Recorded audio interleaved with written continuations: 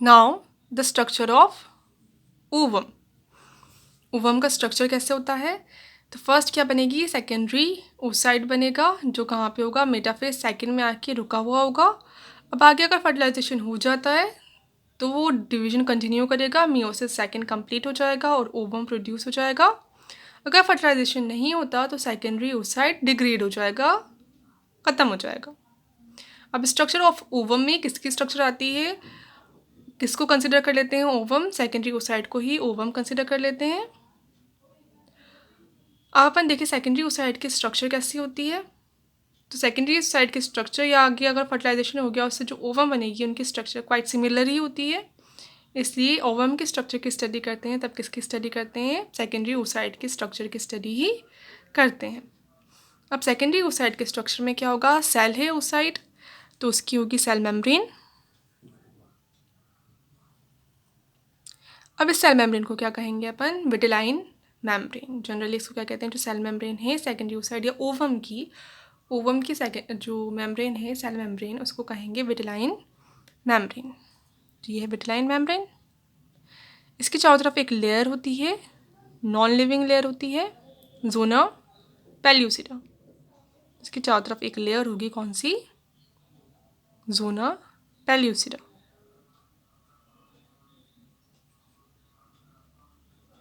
तो ये जो मेम्ब्रेन है ये तो है विटिलाइन मेम्ब्रेन और ये जो पूरी लेयर है ये वाली ये है जोना पेल्यूसिडा। इसके अंदर बहुत सारा साइटोप्लाज्म होगा और उसके अंदर न्यूक्लियस का साइज भी बड़ा होगा। न्यूक्लियस को कहेंगे जर्मिनल वेसिक। तो ये जो न्यूक्लियस है ये क्या है? जर्मिनल वेसिक। कैसा होता है न्यूक्लियस? इसेंट्रिक होता है, यानी सेंटर में नहीं होगा। कहाँ होगा? सेंटर से हटके होगा, एक सिरे पर होगा। तो न्यूक्लियस कैसा है? इसेंट्रिक, यानी सिरे पर है, सेंटर में नहीं है। वो क्या कह रहे हैं न्यूक्लियस को जर्मिनल वेसिक। इसके अंदर होती है फिर न्यूक्लियोलस। न्यूक्लियोलस भी कैसी होती है? अच्छी साइज में बड़ी होती है, क्लियरली विजिबल होती है। और न्यूक्लियोलस को क्या कहेंगे फिर? Germinal spot. अब इसके चारों तरफ ग्राफिन जो फॉलिकल थी एंड में क्या बनी थी? Graphene follicle. ग्राफिन फॉलिकल के अंदर ही क्या था? सेकेंडरी ओसाइट था। तो अब जब ओव्यूलेशन होगा तो सेकेंडरी ओसाइट तो कहाँ निकल जाएगा? बाहर निकल जाएगा। ग्राफिन फॉलिकल ओवरी के अंदर ही रह जाएगी। पर ग्राफिन फॉलिकल की कुछ फॉलिकुलर सेल्स सेकेंडरी ओसाइट के साथ ही ओव्यूलेशन के टाइम पर बाहर निकल जाती है। तो इसके चारों तरफ एक फॉलिकुलर सेल्स की लेयर प्रेजेंट होती है। अब इस लेयर को क्या कहेंगे? Corona radiata.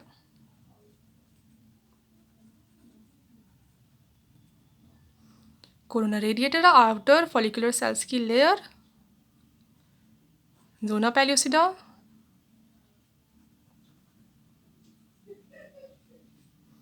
ये वाली पूरी लेयर, ये अंदर की विटिलाइन मेम्ब्रेन,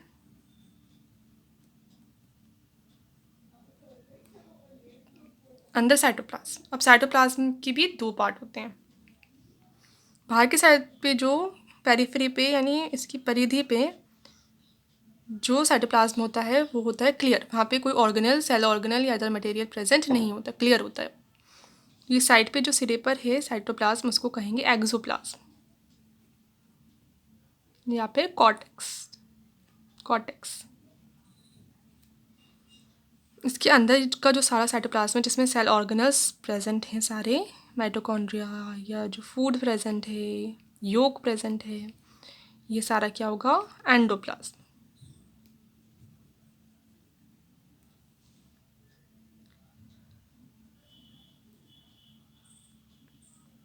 अब इसका जो न्यूक्लियस है वो है इसेंट्रिक, यानी एक सिरे पर है। तो जो पूरा ओवम है उसके दो पार्ट्स बन गए। एक पार्ट एक सिरा बन गया जहाँ पे न्यूक्लियस या जर्मिनल वेसिकल प्रेजेंट है।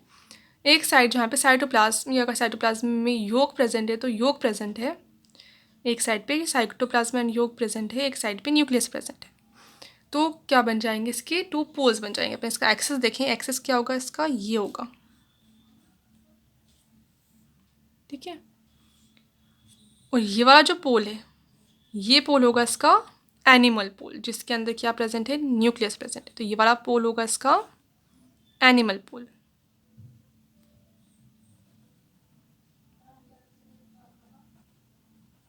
ठीक है, जिस एंड पर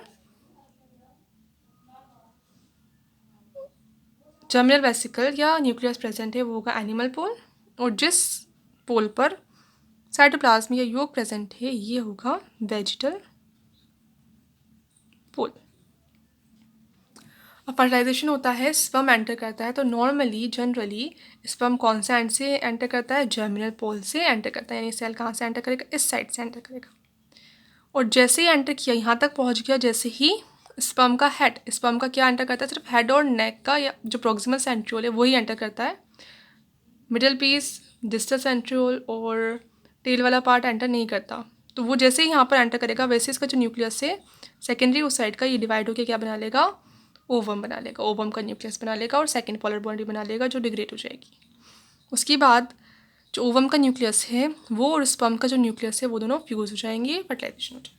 तो किस साइड से एंटर करेगा, वो एनिमल पोल से एंटर करेगा। क्यों, ताकि न्यूक्लियस जो है वो पास पड़े उससे। यहाँ से एंटर करेगा तो बहुत ज़्यादा ट्रैवल करना पड़ेगा उसको न्यूक्लियस तक पहुँचने के लिए।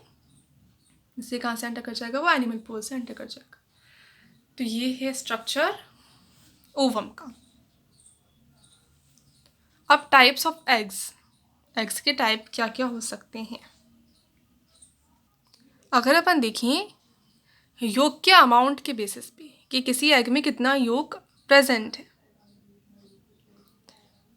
तब अगर अपन क्लासीफाई करें, ग्रुप्स बनाएं, तो कितने टाइप के एग्स हो सकते हैं, 3 टाइप्स की। First micro लैसिथल,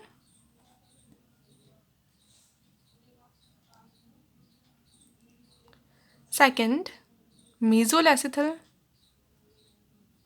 and third मैक्रोलैसिथल।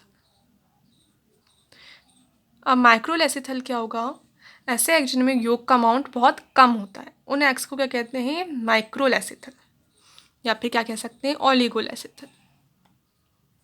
तो ऐसे एग जिनमें योग बहुत ही कम प्रेजेंट है उनको कहेंगे माइक्रोलैसिथल एग्स। अब ये किन में मिलता है, ऐसे इंडिविजुअल जो कैसे होते हैं, विविपेरस होते हैं, यानी डायरेक्ट यंग वंस को बर्थ देते हैं, एग लेइंग नहीं होते, एग्स नहीं देते। और जिनमें या तो फिर इनडायरेक्ट डेवलपमेंट होता है, उनके एग्स कैसे होते हैं, माइक्रोलैसिथल होते हैं। माइक्रोलैसिथल एग्स होंगे, यानी योग कम है, योग कम है तो जो एम्ब्रियो डेवलप हो रहा होगा उसको न्यूट्रिशन उस योग से उतना नहीं मिल पाएगा। तो फिर ऐसे इंडिविजुअल जो विविपेरस होते हैं, यानी उसमें डेवलपमेंट कहाँ हो रहा है, मदर की बॉडी के अंदर ही हो रहा है, तो उससे फिर योग की नीड ही नहीं है, योग की ज़रूरत ही नहीं है। न्यूट्रिशन कहाँ से मिल जाएगा, जो फीमेल है उसकी बॉडी से ही मिल जाएगा। तो विविपेरस ऑर्गेनिजम्स के एग्स जो होते हैं वो मोस्टली, ज़रूरी नहीं है सबके ही हों, मोस्टली कैसे होते हैं, माइक्रोलैसिथल होते हैं। ऐसे जिनमें इंडायरेक्ट डेवलपमेंट होता है तो उसमें सिर्फ क्या बनेगा, एम्ब्रियो डेवलप होगा, छोटा लार्वा बनेगा, तो उसमें भी उसको ज़्यादा न्यूट्रिशन नहीं चाहिए होगा। तो इनडायरेक्ट डेवलपमेंट होता है, तब भी जो एग्स होते हैं वो कैसे होते हैं, मोस्टली माइक्रोलैसिथल। तो ये कंपल्शन नहीं है, बाकी यूजुअली ऐसा होता है, ज़रूरी नहीं है हर केस में ही हो। अब जो यूथेरियन मैमल्स होते हैं, मैमल्स जो कैसे होते हैं, विविपेरस होते हैं, यूथेरियन एनिमल्स जो होते हैं, मैमल्स जो होते हैं, उनके एग्स होते हैं माइक्रोलैसिथल। और मार्सोपियर्स जैसे कंगारू है जिनमें पॉकेट होती है, उसके एग्स भी कैसे होते हैं, माइक्रोलैसिथल होते हैं। और अदर जो ऑर्गेनिजम्स हैं, सी अर्चिन है, इनकी जो छोटे इन्वर्टिब्रेट्स होते हैं उनके एग्स भी कैसे होते हैं, माइक्रोलैसिथल होते हैं। मीजोलैसिथल जिनमें योग का अमाउंट कितना है, नॉर्मल है, ना ज़्यादा बहुत ज़्यादा है ना बहुत कम है, तो वो किस में आ जाएंगे, मीजोलैसिथल में आ जाएंगे।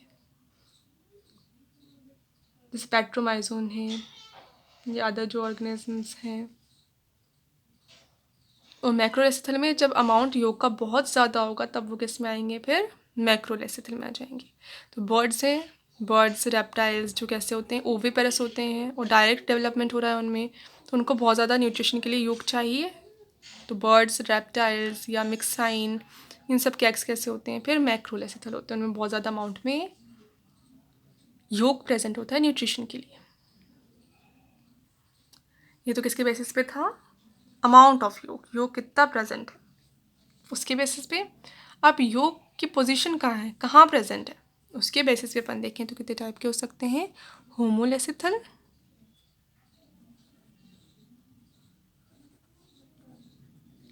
टीलोलेसिथल या सेंट्रोलेसिथल। होमोलेसिथल में क्या होगा, होमोलेसिथल को क्या कह सकते हैं, आइसोलेसिथल। इनमें जो योग होगा वो पूरे ही साइटोप्लाज्म में इक्वली डिस्ट्रीब्यूटेड होगा, हर जगह इक्वली प्रेजेंट होगा, ये होंगी होमोलेसिथल। एग्जाम्पल क्या आएंगे, सारे जो भी माइक्रोलेसिथल एग्स होते हैं जिनमें योग कम है, तो इनमें फिर वो कैसे डिस्ट्रीब्यूटेड होता है, होमोलेसिथल होता है, यानी पूरे साइटोप्लाज्म में डिस्ट्रीब्यूटेड रहता है। तो होमोलेसिथल एग्स के एग्जाम्पल में कौन से एग्स आ जाएंगे, माइक्रोलेसिथल। टीलोलेसिथल जब अमाउंट ज़्यादा है तो ग्रेविटी की वजह से जो सारा योग है वो कहाँ जाता है, ऊपर तो न्यूक्लियस रह गया और योग कहाँ आ गया, सारा एक सिरे पर आ गया, वेजिटल पोल पे सारा न्यूक्लियस सारा योग आके इकट्ठा हो जाता है, तो इसको क्या कहते हैं फिर, टीलोलेसिथल। तो मैक्रोलेसिथल जो एग्स हैं जैसे बर्ड्स के, रेप्टाइल्स के, ये सारे किस में आ जाएंगे, टीलोलेसिथल में आ जाएंगे। सेंट्रोलेसिथल में अगर सेंटर में है, न्यूक्लियस तो चला गया सिरे पे और सेंटर में है योग, सारा सिरे पर नहीं है, कहाँ है, सेंटर। अब इसको क्या कहेंगे, सेंट्रोलेसिथल। तो पूरे में ये इक्वली है तब होमो, एक सिरे पर है टीलो और सेंटर में है तब सेंट्रो। ये किस में होगा, इंसेक्ट्स में। मेन एग्जांपल इनका क्या है, इंसेक्ट्स। और हाँ जो है सिलेंट्रेट्स होते हैं कुछ, उनमें भी प्रेजेंट होता है सेंट्रोलेसिथल एग्स। तो ये थे एग्स के टाइप। एग होता क्या है, अब सेकेंडरी ओसाइट या ओवम अगर मेम्ब्रेन से कवर्ड रहेगा, इसकी चारों तरफ मेम्ब्रेन्स बन जाए बहुत सारी, तो फिर स्ट्रक्चर को क्या कहेंगे अपन, एग कहेंगे। ओवम है, ओवम के चारों ओर फर्टिलाइजेशन के बाद में या सेकेंडरी ओसाइट की चारों तरफ फर्टिलाइजेशन के पहले भी अगर मेम्ब्रेन्स प्रेजेंट है बहुत सारी, तो उस स्ट्रक्चर को फिर पूरे को क्या कहेंगे, एग कहेंगे। अब एग की जो सारी मेम्ब्रेन्स है, कौन कौन सी मेम्ब्रेन्स होती हैं, इनकी स्टडी करेंगे नेक्स्ट लेक्चर में।